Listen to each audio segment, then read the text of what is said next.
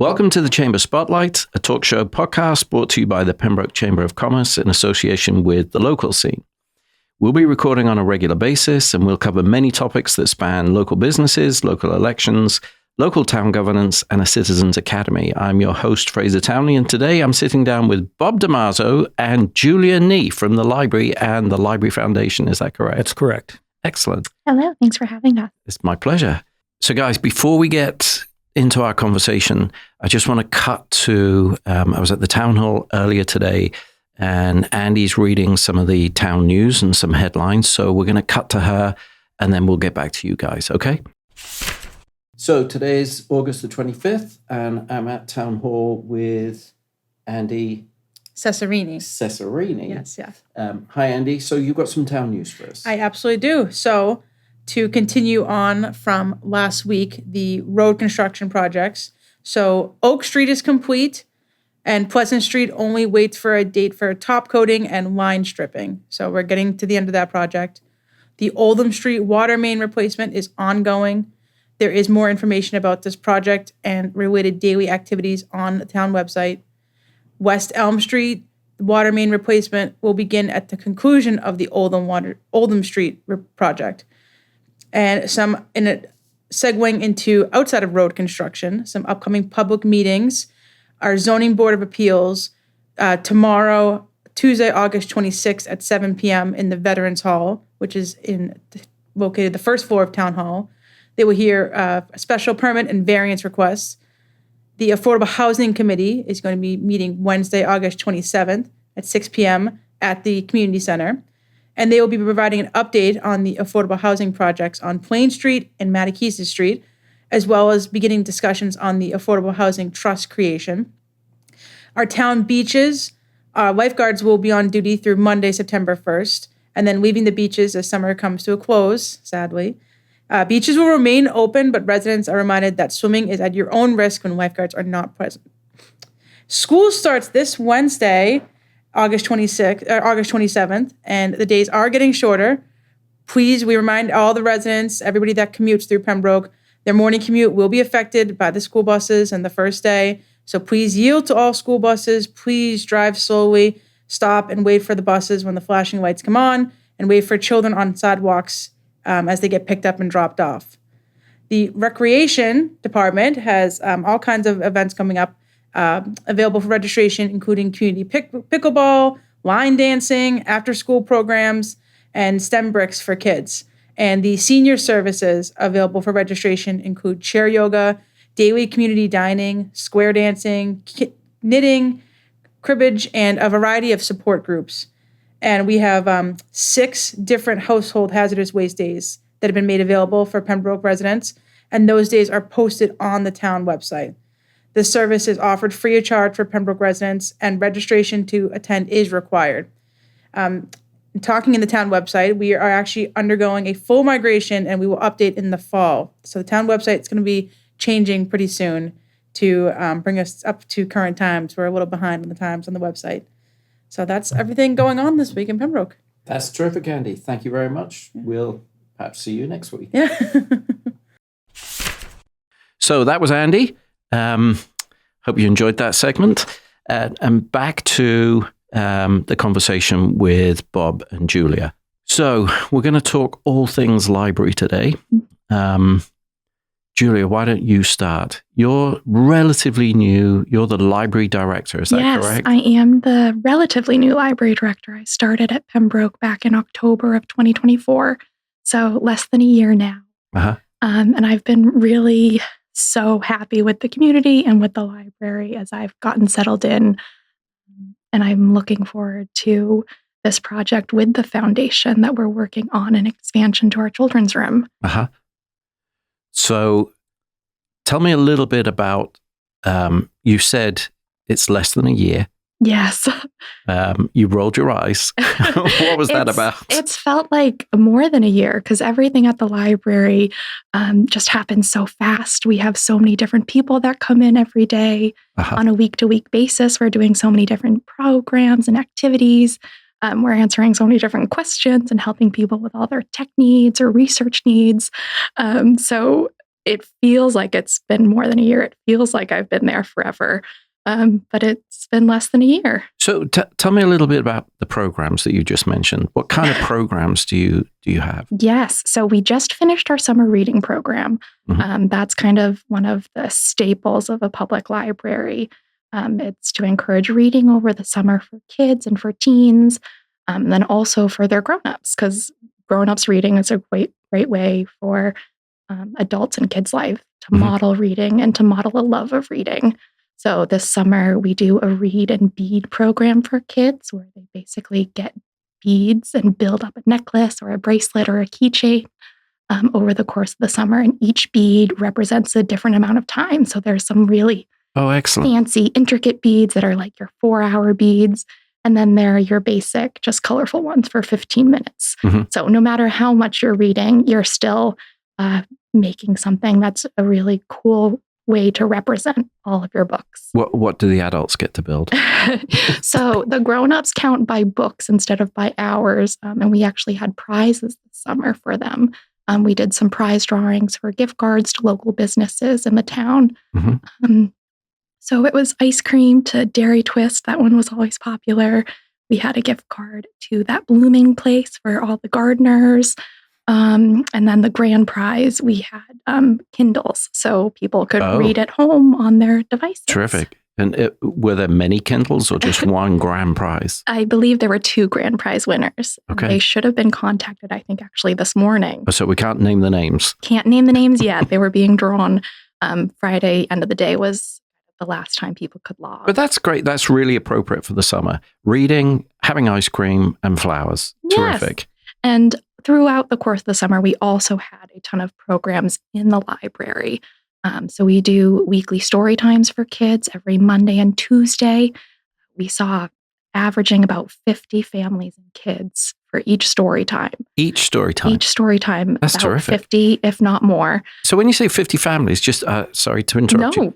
50 please. Families, they're not all one-child families? Nope. So it's more than 50 kids? So it's a total of about 50 people. So a combination of my mistake. Sorry. Kids. Some kids come in with their babysitters or with their grandparents or their parents. There are some siblings that come in. There are some older kids, some younger kids. So it's really, we get all ages at story times. We also do a weekly baby lap sit on Thursdays. That's for kind of the really young kids and their grown-ups, who are just learning about libraries and learning about books. You can't start too early, I would imagine. No. So our baby lap sit is, I think, 0 to 3. So from birth, you can come to the library and have programs. Very good. And then over the summer, we also had programs for other kids and other families. So we have a Read to a Dog program. That's something that happens once a month. You bring your dog to the library? We have therapy dogs that come to the library. I've got a therapy dog. I've got to be there. Yes. So we have these therapy dogs that come, and kids can kind of practice reading aloud to a very friendly, non-judgmental audience, and kind of build up their confidence in reading and kind of read in a fun way. Got to tell you, my dog's fairly judgmental, but... Okay. Well, we have some really nice dogs that just love to listen to kids read, and the kids get to come pick out a good book. And then they come and can read to one of the dogs. They can read to all of the dogs. So that's a really fun program. And that's something that we do year round, but we definitely see a lot of kids over the summer enjoying that one. So the summer, would you say the library is its most active during the summer? Or we are so busy in the summer. Yes, we are so busy because we have a bunch of resources that people can enjoy in the library, and then a ton of things that they can take home and enjoy there too. So our museum passes are probably one of our most popular things over the summer. We offer discounted passes to a ton of different museums and cultural heritage sites. And so families can save money when they're visiting the aquarium or a zoo, or even get free admission to a couple places. So our museum passes, we did, I think in July, 101 families borrowed museum passes. And we can we have stats. We love you got stats. Your stats. I can we see love That's stats. Really so cool. I wrote it down. So last year, people borrowed our passes 659 times, and our system, which kind of does the reservation, also estimates how much people saved. using passes, and people saved about $42,214 by using the library's passes. That's great. Which it's just such a cool number to have. So that's $42,000 the Pembroke Library saved the Pembroke residents in passes. That is terrific. That really is. Yeah. And there are places that you're already going with your family. Everyone wants to go to the aquarium. So it's not any extra step, but it just still saves you money. It's a coupon. That's very cool. So summer's your busiest time. It seems to be focused around family and children. And so I'm going to segue over to you, Bob. How are you, Bob? Doing great. I want to thank you, Fraser, for having us here, and thank you, the Chamber, for this great service you're providing for the town of Pembroke. I appreciate that, Bob. Thank you. It's awesome. So I'm president of the Pembroke Library Foundation, Public Library Foundation. We founded about 14 years ago as a result of the Friends of the Pembroke Library and the trustees asking me to set up a nonprofit organization for longer-term projects, larger sums of money, endowments, and so on. Yeah. And we got it going, and then I had to step aside due to some health reasons for a family member and so on, but turned it over to Marie Peeler for a while. And I said to Marie, have this lead that somebody has contacted me and they would maybe like to donate a lot of money towards what was the foundation and possibly segueing into an addition to the children's wing, which was a long-term goal, but a big goal. And then I took it over again and started working with this family, and they have been very, very generous and provided close to a number of $1 million. Wow. Towards an addition to the library. So this has been 14 years this has been going on. So it's a long term. And we're working with the architect. We have some preliminary plans, and it's a 2,700 square foot addition to the children's wing, which was part of the original plan when I was on the original committee. The new library was built on time and under budget. Keep on saying that. Had a great committee, great people on the committee. And it was always, we want to do something down the road. We know when the town will grow. The original library was designed for 20 years of growth. It's now 28 years, roughly. So the children's programs are just booming. So 20 years, Bob. Yes, 20 years of growth. It's far surpassed what we even thought would happen. I know Julia has some stats she'll go through in a second, but there were 89,000 books checked out in 2024. 89,000. 89,000. We're getting a lot of stats today. This is kinds good. Of programs. Very exciting. We have a whole sheet.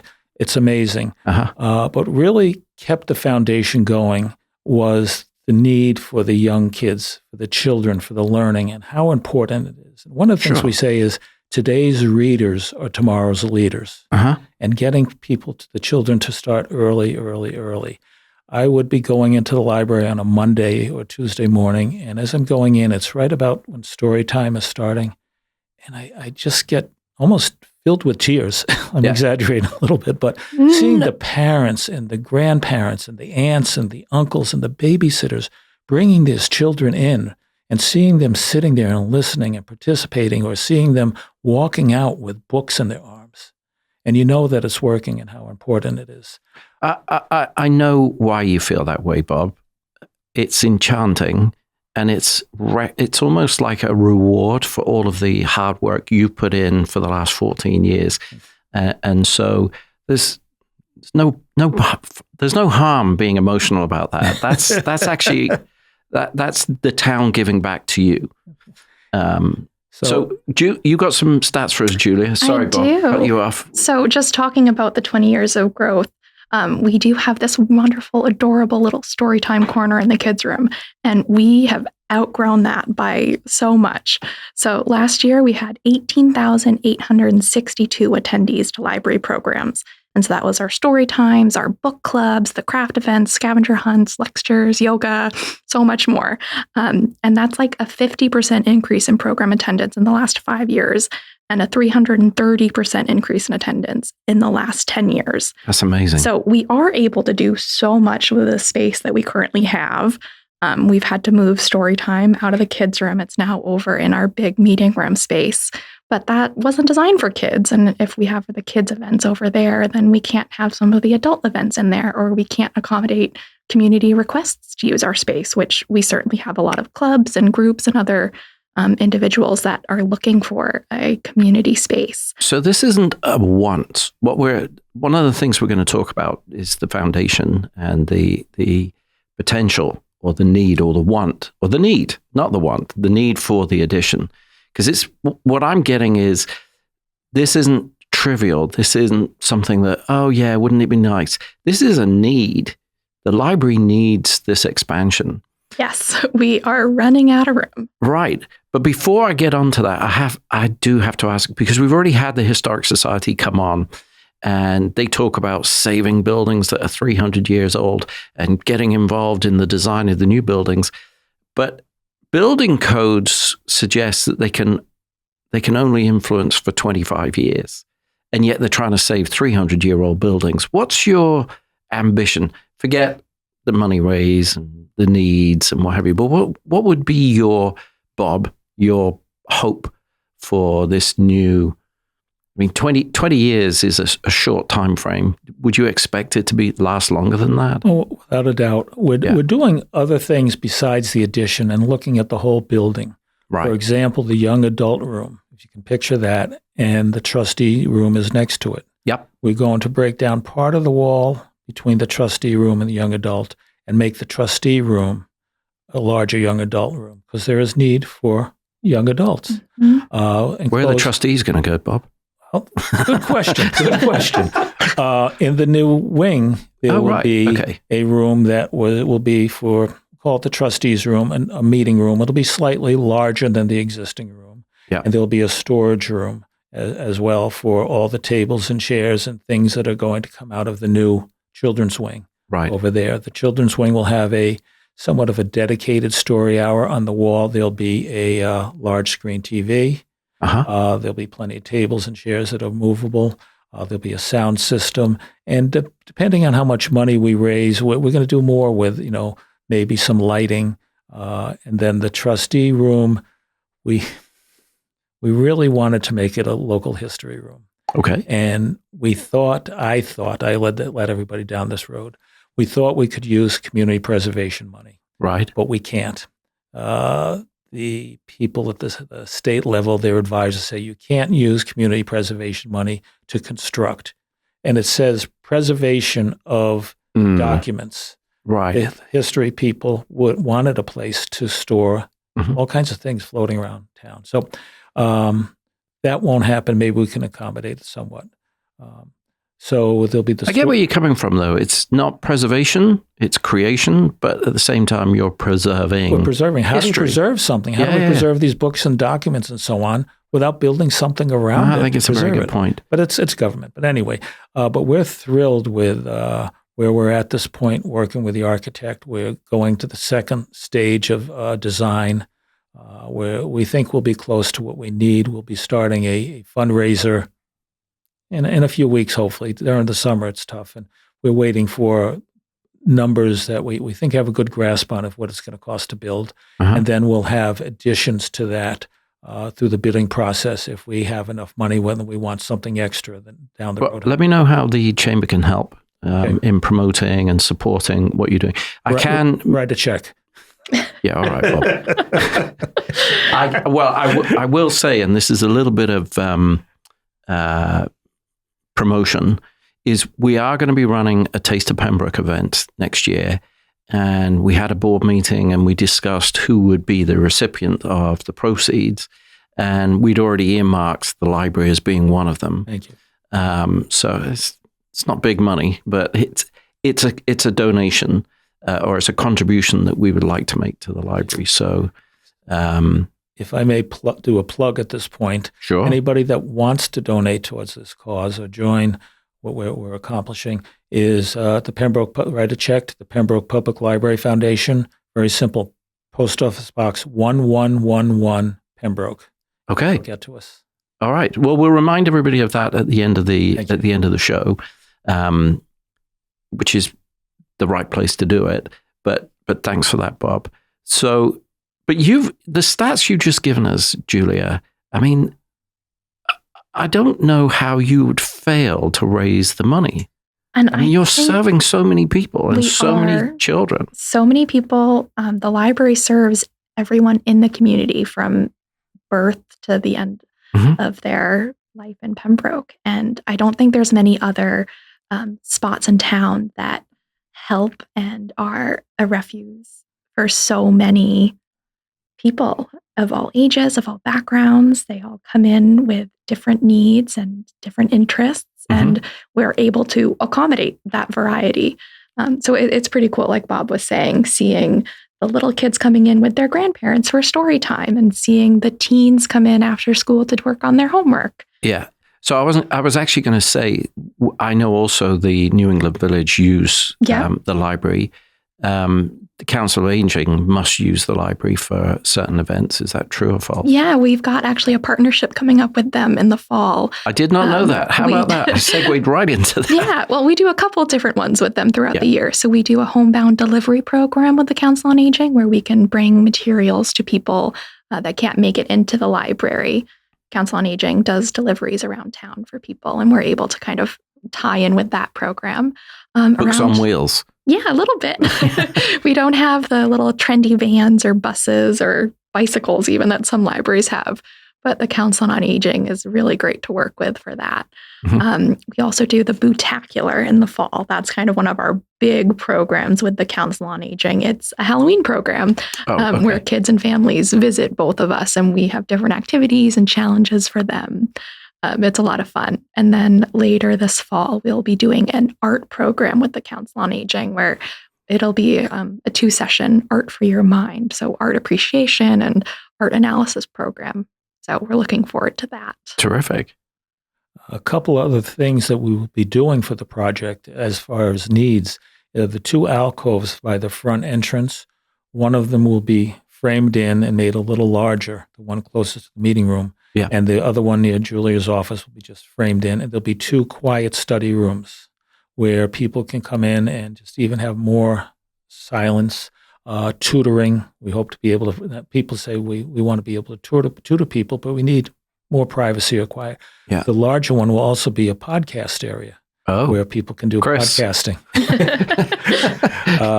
Trying to take your job. So we're looking at all the needs, and there are more needs. It's 28 years. Things have changed. And things will change down the road. So we're doing the best we can to accomplish those. And Julia's been doing a great job.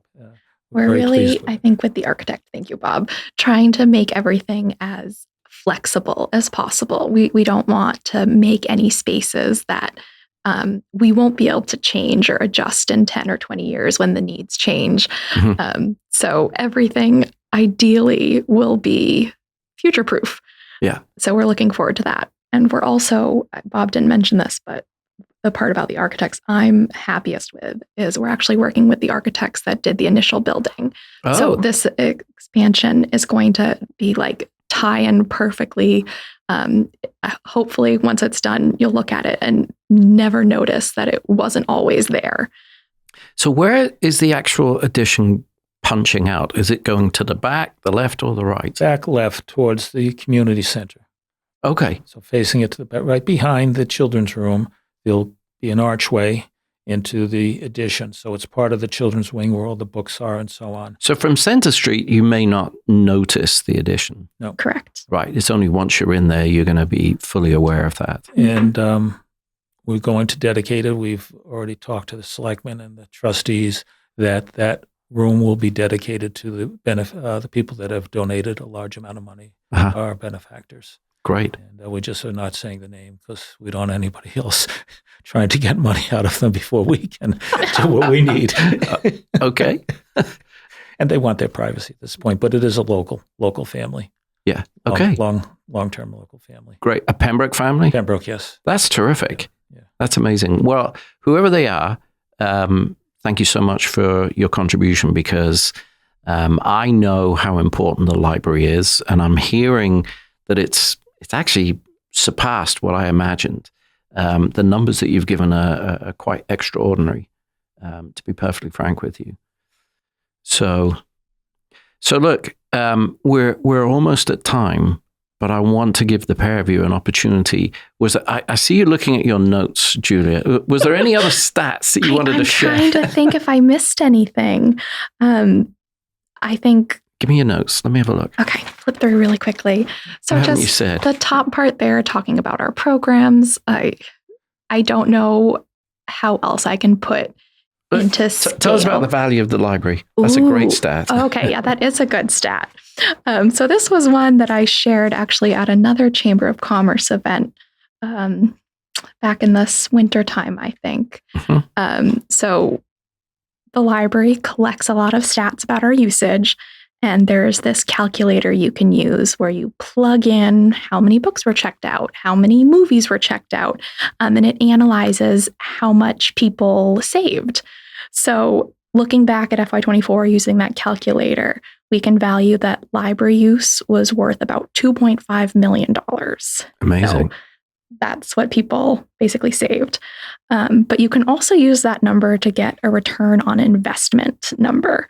So the library's municipal budget was about $770,000, and that's only about 1% of the total municipal budget. There's a 400% return on investment. Yeah. Is that the figure you got?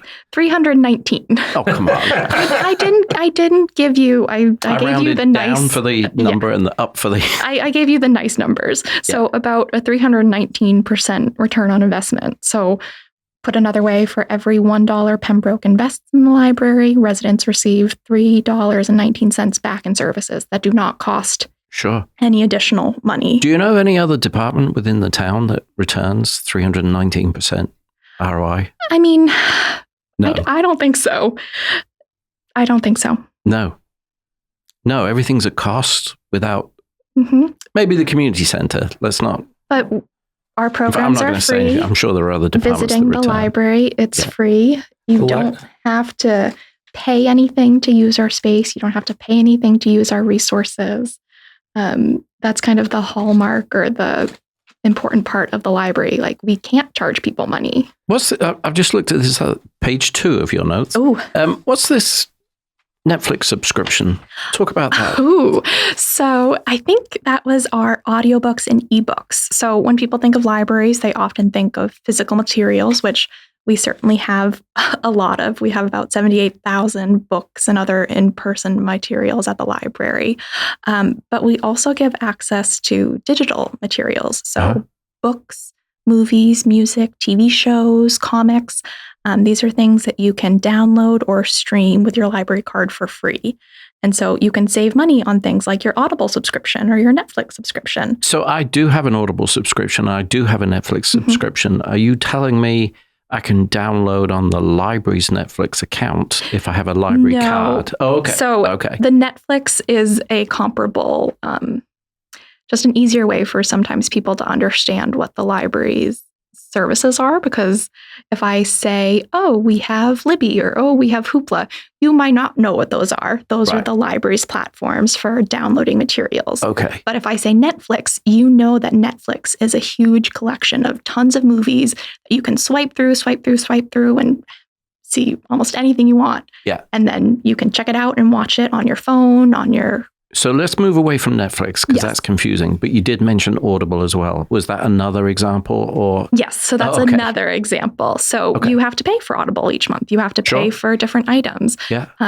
Again, we have Libby and Hoopla, which you don't pay for. You have your library card, and you can check things out and listen to them for free. You can read them for free. So Libby is books and Hoopla is movies, or the other way around? So Libby has ebooks, it has audiobooks, it has magazines, and it has comics. Okay. Hoopla also has ebooks, audiobooks, magazines, comics, but it also has movies and music and TV shows. Right. And if you have a library card, you automatically have those subscriptions, or are they additional? They're automatically, you have to sign up with your library card, but once you sign in, they're yours and you can check out what you want. Fantastic. And are those benefits in your 2.5 million? Yeah. They are. Okay, good. There's another benefit, too, that makes money for the town. The library helps people get their passports issued. Oh. What's the number on that? Yeah, so we do passports. We're a passport acceptance facility.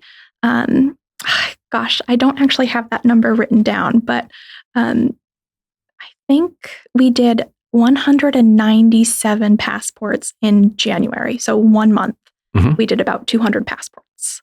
Right. That's not bad. Not bad at all. And so it's helping people. They don't have to go outside of town to get something. It does make a little bit of money for the library. So we're able to offer additional programs and services that our budget maybe wouldn't allow otherwise. Sure. And it makes it really easy for people that maybe haven't come to the library before to step inside to do this one little task and then discover a whole bunch of other things that they can do at the library. Yeah, that's amazing. I'm staggered. Give me your list back. I want to see what else is on there. So I think I talked about museum passes, but yes, I also have on there our Library of Things and parent-teacher education kits. Those are things that I feel like people that aren't common or don't often come into the library, they might not know about. So like you can borrow a card code reader from the library. So if you have the little like error lights up on your car dashboard, you can plug this in before going to a service place and just get a sense of, I mean, you still might need, I would still certainly need someone more experienced to look at my car, but at least you know what you're getting into. But we learn out a bunch of things like that. We have like a Cricut machine, which people use for crafting. So you can try things out without buying them. You can use like a one-time tool that you're not going to need. So why buy it and then have to worry about storing it? I've got lots of tools like that, actually. Yeah, but I'm sure my wife would like to donate them all to you. But we have like a VHS converter because that's a project maybe you'll do to save some family history, save some family memories. But are you going to need it after you finish the project? Probably not. So you can borrow it from the library, change your videos over, and then return it all for free. I think you're going to see a lot more of me, Judy. Springtime. I'm trying.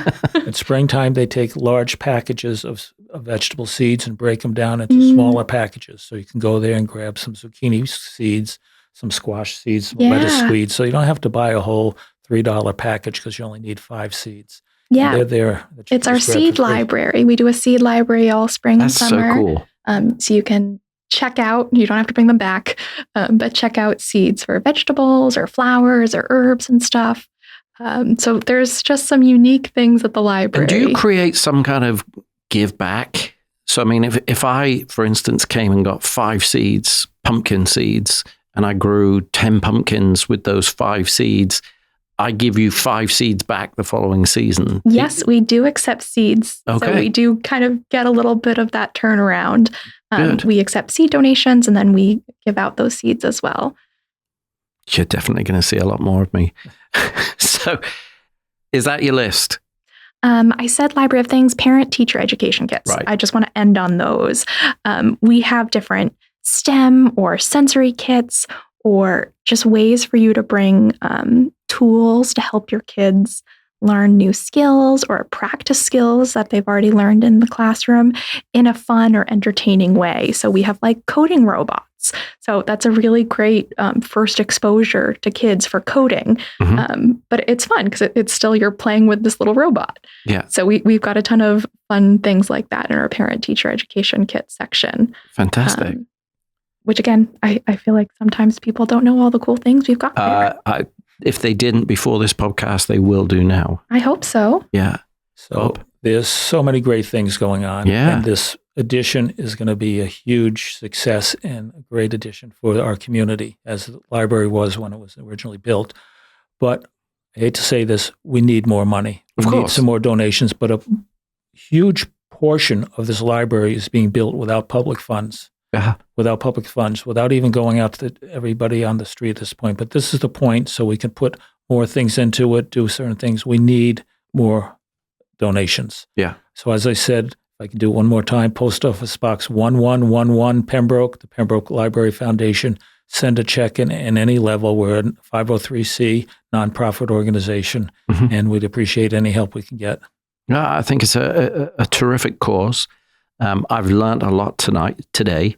And I hope the listeners have also learned a lot from what you've told us today. Well, thank you very much. I think that's about all we've got time for. So thank you, Julia, and thank you, Bob, for being our guest today. And thank you to the listeners for tuning in. This podcast will be available on Apple, Spotify, and YouTube with additional links on our Facebook page. Don't forget to like us on Facebook at the Pembroke Chamber of Commerce. And if you're interested in becoming a member of the Chamber, please go to the Pembroke Chamber of Commerce website, pembrokechamber.org. Julia, Bob, amazing. Thank you so much for being guests. Thanks for having us. Thank you.